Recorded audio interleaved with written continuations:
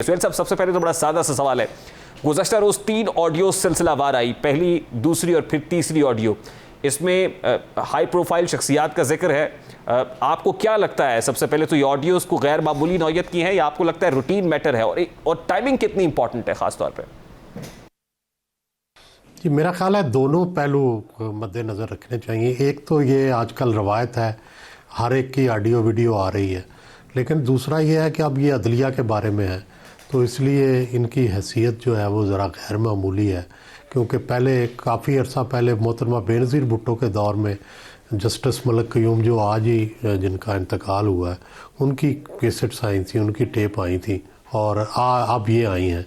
तो इसलिए अदलिया के बारे में कोई भी चीज़ आए तो आपके कान खड़े हो जाते हैं, क्योंकि अदलिया ने तो फ़ैसले करने होते हैं, और जब फैसले करने वाले की बात हो तो बंदा गौर से सुनता भी है और ये भी सोचता है कि इसके असरात क्या होंगे। सुहेल साहब, इन ऑडियोज़ में एक बड़ी हाई प्रोफाइल शख्सियत का जिक्र है।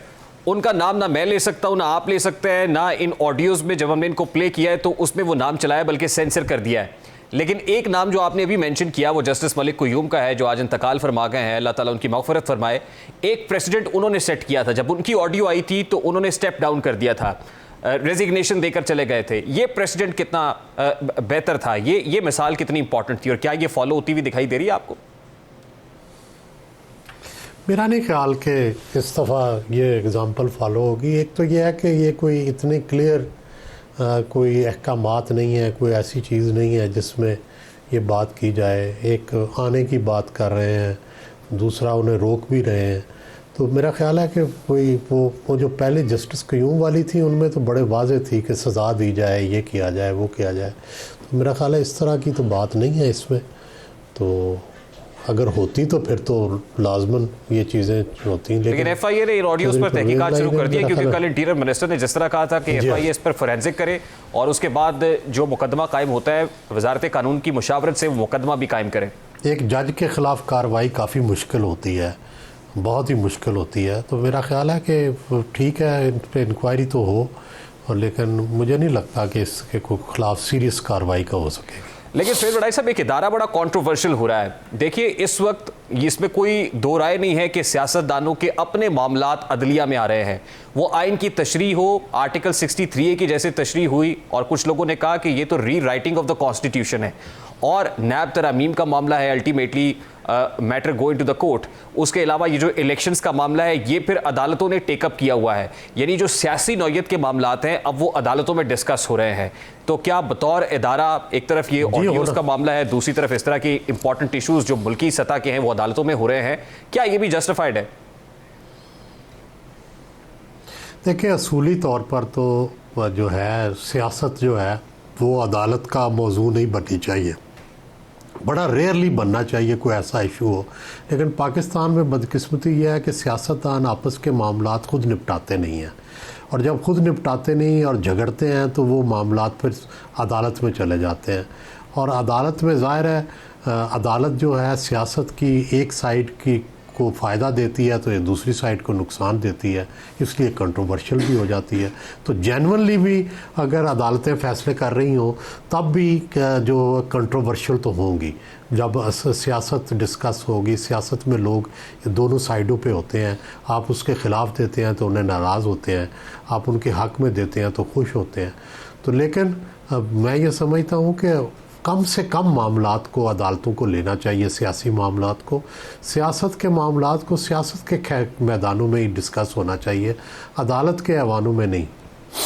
सुहेल साहब, ये हम कहते तो हैं, लेकिन देखिए कि ये जो इलेक्शंस का मामला भी है, एक इंपॉर्टेंट केस लगा हुआ था गुलाम महमूद डोगर साहब का। अल्टीमेटली अदालत ने उनको दोबारा अपनी पोजीशन पे बहाल कर दिया है और निगरान हुकूमत के उस फैसले को रद्द किया है, और अदालती अहकामात की सूरत में वो बहाल हो गए हैं। और उस केस में से भी हमने देखा कि इलेक्शंस की आवाज़ आई, अदालत में इस्तफसार हुआ, चीफ इलेक्शन कमिश्नर मौके पर मौजूद थे। यानी आप जितना भी इनकार कर लें कि मामला अदालत में नहीं जाना चाहिए, अल्टीमेटली ये मामला उठ भी रहा है इलेक्शंस का, जितना मर्जी दबा लें, और फिर आप ही अदालतों में रहा है।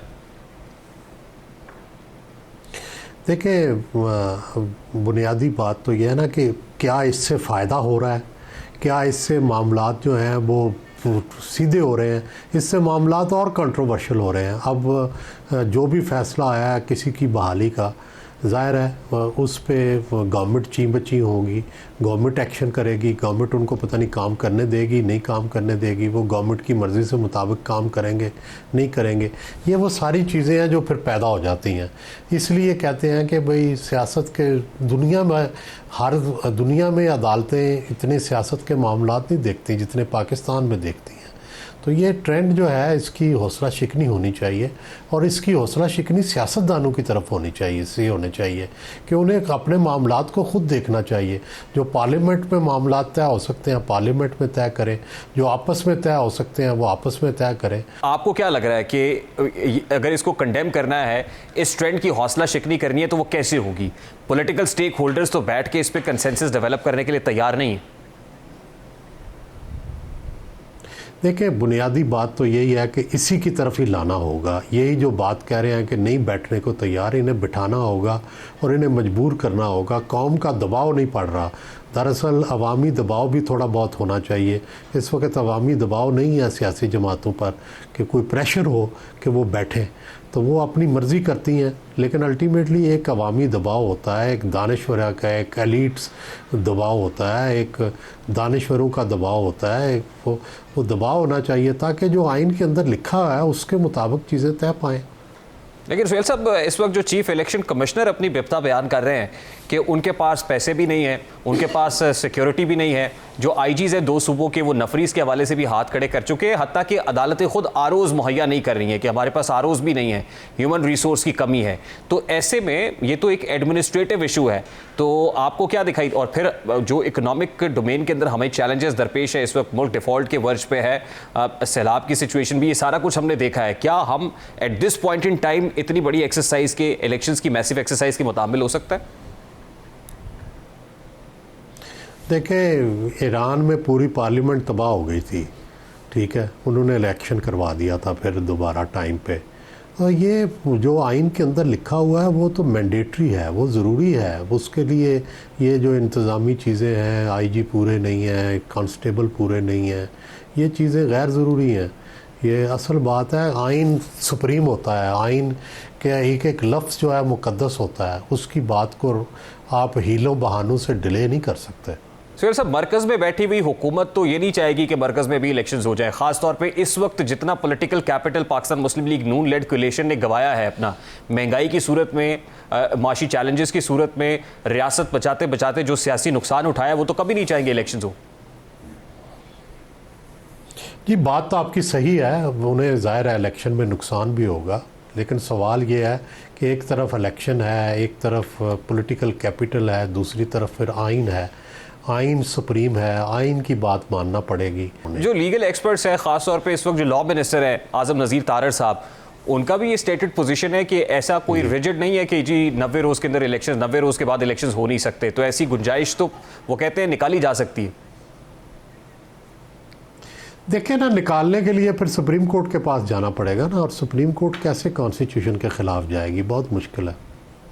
सुहेल साहब, इस वक्त एक जो तासुर उभर रहा है, लाडलापन, मुस्लिम लीग नून कहती है कि एक शख्स के साथ लाडलो जैसा सलूक हो रहा है और एक इदारा जो है वो उसको सर आंखों पे बैठाता है, जिसको स्टे पे स्टे मिलता है, जो अभी तक कानून की गिरफ्त जिसके गिर्द इतनी ज़्यादा मजबूत नहीं है। और दूसरी तरफ एक साबिक वज़ीर आज़म है कि जो 125 पेशियों के ऊपर हाजिर होता है, नाअहल भी हो जाता है, लाइफ टाइम डिस्क्वालिफिकेशन का सामना भी करना पड़ता है, जेल की हवा भी खानी पड़ती है।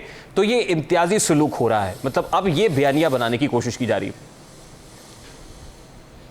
ये ठीक है, बात इसमें हकीकत है कि वाकई नवाज़ शरीफ 125 बार पेश हुए। ये भी सही है कि अदालतें जो हैं वो इमरान खान को फेवर कर रही हैं, हमें साफ नज़र आ रहा है। बहरहाल पब्लिकली भी इमरान खान की सपोर्ट मौजूद है, लेकिन अदलिया को तो गैर जानिबदार ही रहना चाहिए। तो सुहेल साहब, फिर इनका जो अनडू करने का या इसका फिक्स क्या है? मतलब इस तरह से जब इतनी बड़ी, दूसरी तरफ एक जो पॉलिटिकल पार्टी है उसके ग्रीवेंसेस बहुत ज़्यादा हैं, उनका अपना जो कायद हैं वो वापस नहीं आए हैं, अभी वो बाहर बैठे हुए हैं, वो विक्टिम है इसके बहुत बड़े, उन पर केसेस हैं, तो इसको कैसे फिक्स करेंगे? फिर वो जो लेवल प्लेइंग फील्ड जिसकी बहुत बातें सुनी हमने, वो फिर कैसे इसका इलाज तो वक्त ही है जी। अब जो वक्त गुजर रहा है उनको रिलीफ मिल रहा है, जल्दी मिलना चाहिए और जल्दी मिलना चाहिए, लेकिन अभी मिल नहीं रहा। लेवल प्लेइंग फील्ड होना चाहिए, तभी इलेक्शन ठीक होंगे। अगर लेवल प्लेइंग फील्ड नहीं होगा तो ज़ाहिर है वो इलेक्शन भी ठीक नहीं होंगे, उस इलेक्शन पर फिर डाउट्स रहेंगे, फिर हम लटके रहेंगे कि ये इलेक्शन भी ठीक नहीं है। नहीं, लेकिन सुहेल साहब इसका इलाज एक और भी तो है। एक ख़त इमरान खान साहब ने सदर मुमलिकत को लिखा और ये कहा कि बाजवा साहब के खिलाफ इंक्वायरी होनी चाहिए। आपको नहीं लगता कि ना सिर्फ ये इंक्वायरी होनी चाहिए बल्कि इसके साथ साथ 2017 से शुरू करना चाहिए और जो लोग उस प्लान का हिस्सा थे, उस प्रोजेक्ट का हिस्सा थे, उन सबको इंक्वायर करना चाहिए जिनकी वजह से ये सब हुआ है? सदर मेरा ख्याल है कोई ऐसी इंक्वायरी करा नहीं सकते। सदर जो है वो एक आइनी ओहदा है, नुमाइशी ओहदा है।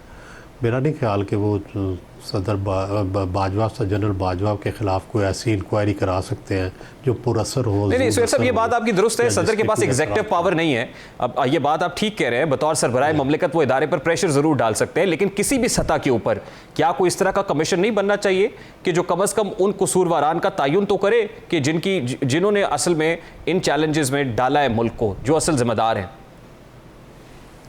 ये सही है, ये तो हर वक्त ऐसे कमीशन बनने चाहिए और उसके इसका नतीजा निकलना चाहिए कि कौन ज़िम्मेदार है और फिर ज़िम्मेदारों का तयन करके उनको सज़ा भी मिलनी चाहिए। लेकिन बदकिस्मती से पाकिस्तान में तो ना कारगिल कमीशन का कोई बना है, नतीजा निकला है, ना कोई इससे पहले मशरकी पाकिस्तान का जो था उसकी सज़ाएँ नहीं मिल सकी।